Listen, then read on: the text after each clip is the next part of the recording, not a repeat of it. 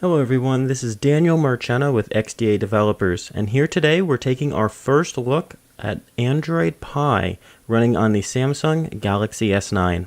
Let's take a look.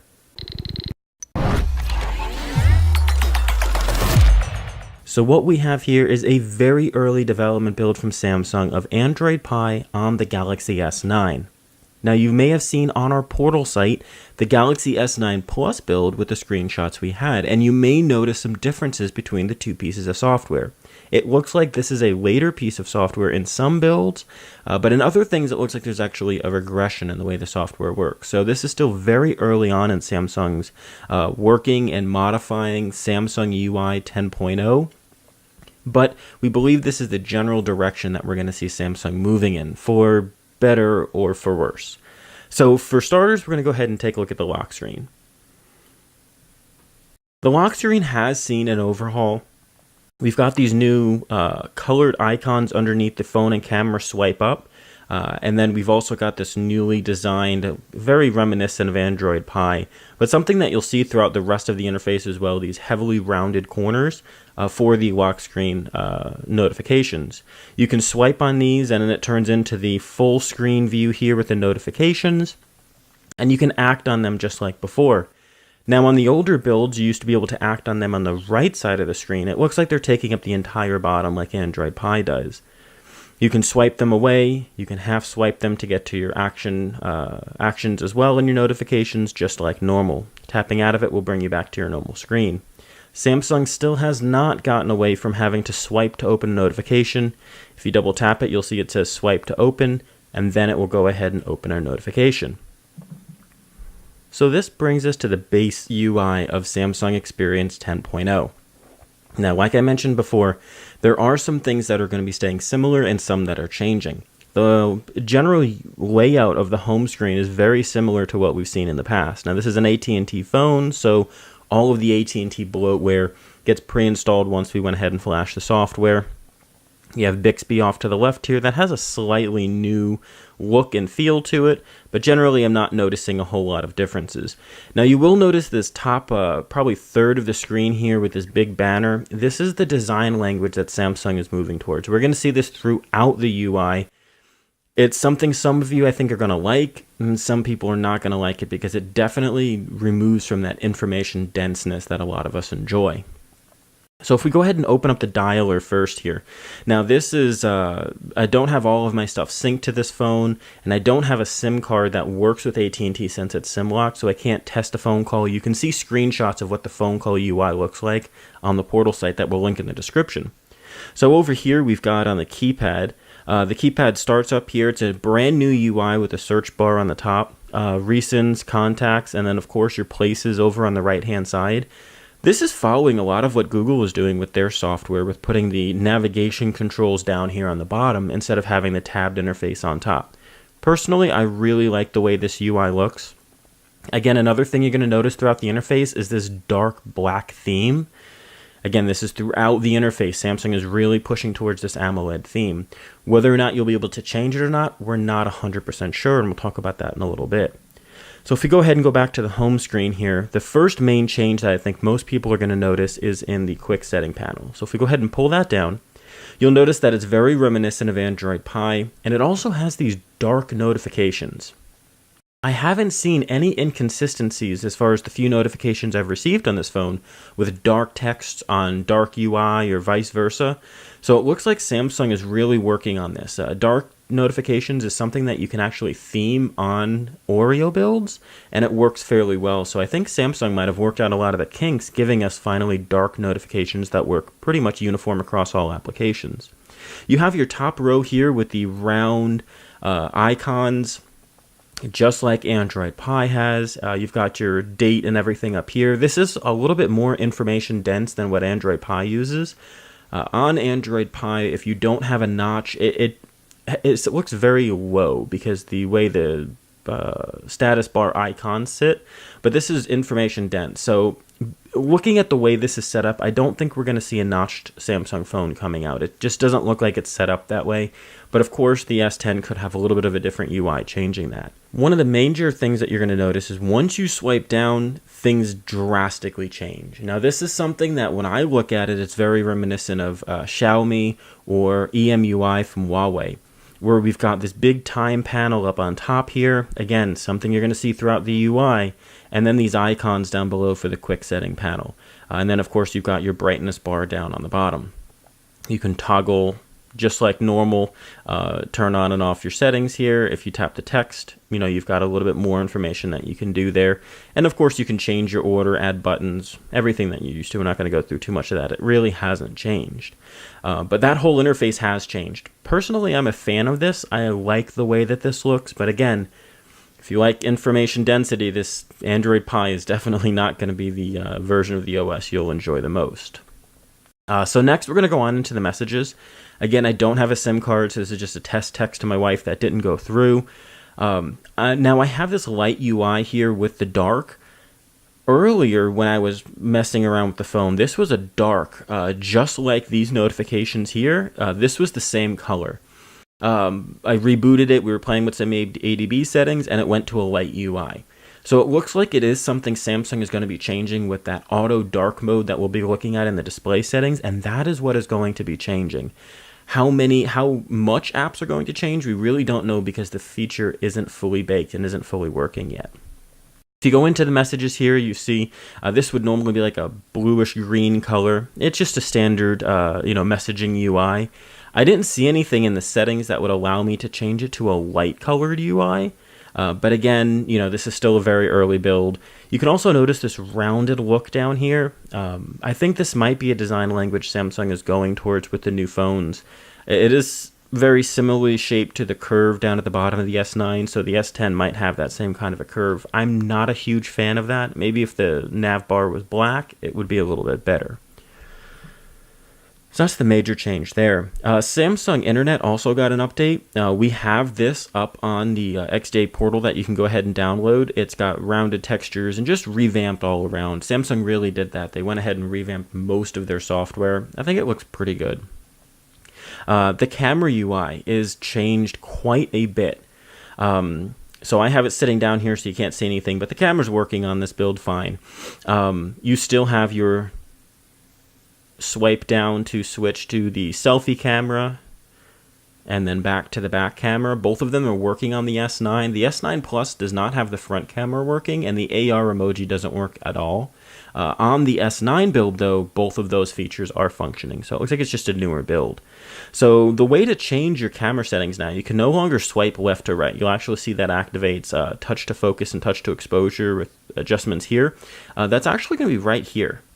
So you just kind of switch through them in order to go through your settings. Now, if you have I see the camera crash. It does that sometimes when I go into selective focus.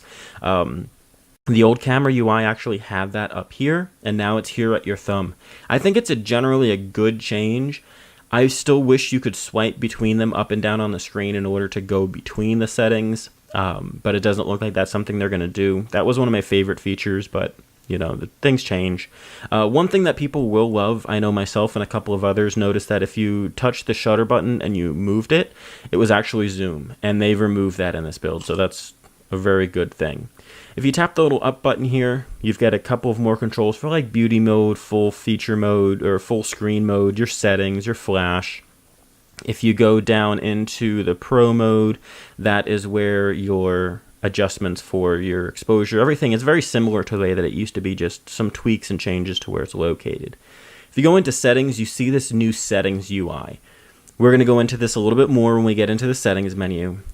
I think this is the way Samsung is going to be going. I don't think this is a dark mode glitch. I initially thought so when I was looking at it on the other phone, but seeing it here on my own phone, it definitely looks like what Samsung's doing. It needs to be cleaned up though. There is one thing to note. This phone, I do have it running a more condensed DPI. I'm actually running 480 smallest width in the settings menu. It's the way I run all my phones. I just don't like huge UI. I like this much smaller look. So that's why it looks a little bit different than we have in our screenshots. But everything in here pretty much is similar to what was in the Galaxy S8 and the Note 9 right now. So we're going to go ahead and go into the settings menu here. And again, like I said, this is one of the most drastic changes. Here's that top bar again, that top border again. Honestly, this reminds me a lot of Windows Phone 7. It just has that feel of these large UI pieces. Being that Samsung has these in almost every single application except for the dialer, I think this is going to be a mainstay. It does look kind of weird with it just being black and settings being there. I hope maybe there's some color or some options for colors through the theme engine. Maybe we'll see something like that coming out in the future. Otherwise, the setting menu looks similar to Pi, but we've got these divided bubbles. I think this is one of the most controversial things about this UI are these divided bubbles. I feel that if this was one continuous bubble, it would look a lot better, it would flow easier, and would just generally be a nicer UI. I'm hoping Samsung changes that, but who knows what Samsung's got up their sleeve. Otherwise, going through the settings, I really didn't notice a whole lot of changes here. Now, there is a lot of condensing that they did here. I think there are settings that are removed. I'd really have to comprehensively go between my Note 9 and this phone to see exactly what's been removed or changed, but things have been moved down into other menus, making them slightly more condensed.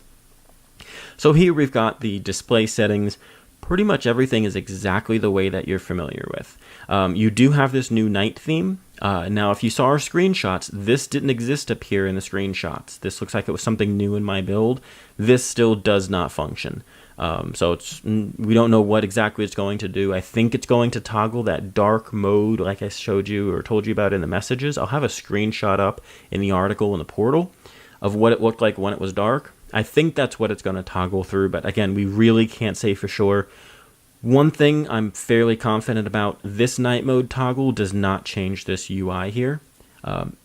We could hope, but I really don't think it's going to end up changing that UI. And I don't think these white blobs are going to turn into darker either. I mean, they could go to a darker mode, but I don't think they're going to go all the way black.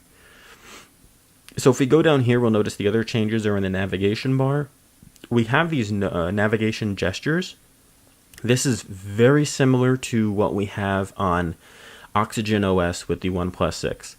These are excellent gestures. I wish they worked in this build, but they don't. Hopefully future builds will have them working, but basically it's swipe up for home, swipe up here for recents, and swipe up here for back, which is the way that it should be.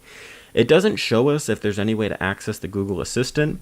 I believe they're just going to push you to using Bixby on the button on the side, but who knows, they might end up putting something in there. We can actually see how it looks. If I go ahead and remove that, you can see the gesture hints down at the bottom. If I toggle that real quick, you can see these little gray bars that appear at the bottom, and that's where it's going to be. And you can turn that off once you get used to it. And again, you can switch the layout, and that'll switch the layout in the gesture controls as well. It's going to be a really great navigation UI. I'm happy that Samsung's including something like that. But the one thing that is missing is swipe up from home with the home keys like the Pixel has in order to show the recents menu. So going down through here, we didn't notice a whole lot of change. There is one thing of note, because my DPI's changed, it does mess up the screen here. But something that I think a lot of you are going to be disappointed in, and I hope and pray Samsung changes this, this is all we get for power and battery. There is no detailed drilled down battery usage. There is no full control and seeing what's going on, what's taking our battery. We basically just have this camera all 17 minutes. It doesn't give us a whole lot of information. Even tapping it still does not give us a whole lot of information. I don't see anywhere for screen on time, and there's nowhere else to really drill down into these settings. If we go into settings here, we just see apps using power, those kind of things. I really hope this changes, and this could be a carrier thing as well. I've never used a carrier-branded Samsung phone, so if on your Samsung this is the way that it looks on your Note 9 or S9 or S8, then great, we'll probably see the better UI on other phones. But this is kind of worrying, where Google and Apple even now are showing you a lot more detailed things about what's going on with your phone, what's using your battery, and what's causing it to drain. Samsung is going in the opposite direction. So I hope that's an early beta thing, and I hope that's something that ends up getting fixed. Otherwise, through here, there's not a whole lot of changes. If you use the Note 9, the interface looks very similar to the way the Note 9 looks. There is a new option here under notifications, view styles. There's typographic. It doesn't do anything right now. You can see the outline changes behind it when you have that set, but it doesn't actually display it. So it's something we'll have to wait for a future build to go ahead and bring out. Otherwise, I haven't noticed any other real big changes in the settings menus. And you'll notice again, there's that top third. When you open it, it's nice and small, but the second you scroll up, you've got this big banner telling you where you are. Lock screen, I haven't noticed really any changes in the lock screen as well. Always on display seems similar. There is a largely decreased amount of clocks and things that you can have on your lock screen. Again, hopefully this is just early build stuff, and we'll see it coming. It looks like actually there's a few more here. When I opened this earlier, there was only 2 that I could select from. So maybe this is something that's updated in the background with Galaxy apps. Otherwise, going through it, everything else, like I mentioned, is fairly the same as what you've seen before. In our screenshots, some of the changes that Android Pie brings. This is the new settings, UI. Again, this is basically what we have on the Note 9 and the S9, but with just a cutout curve here. So that's been pretty much our first look at the new Android Pie on the Samsung Galaxy S9. I did go ahead and install Digital Wellbeing, actually. And it does function once you allow it proper permissions. So you can see in here, what's taking up your screen time, what's been opened, how many notifications you get, all of that kind of fun stuff. You can see through here once you give it the proper permissions. And the other thing I forgot to go into actually was the recent menu. The recent menu is similar to Android Pie. You've actually got a search bar up here. It's really dark. I'm not sure if it shows up on the camera properly. And then you have your recently used applications down here. Again, just like Android Pie, if you swipe up, you go to the app drawer, and you can swipe up again to go out of the app drawer. I haven't tried this with another launcher to see how this functions. It's actually something we can test here on the video. But you have a close all function here, and then if you tap the icon up here, you have a few different options for open and pop-up view, split screen, app info, all of that good stuff. So let's go ahead and check and see what actually happens when we switch the launcher, because I do have Nova Launcher installed on the phone. So let's go switch this around here. We go to Nova and go back home. So let's go into recents here and swipe up. So it looks like once you've got a new launcher set, these icons down here don't change. I don't know if there's any way to switch around. When I long press them, they just vibrate. So it might be something that, looks like I crashed it. It might be something that'll come in a future update that will allow us to go ahead and make some changes to the way that looks. Again, we really don't know until Samsung rolls this out for good. So again, that's been your first look at Android Pie on the Galaxy S9. Be on the lookout for the portal for new updated builds when they come out, and we'll also have more videos on them if there are significant changes. Again, I was Daniel Marchena with XDA Developers.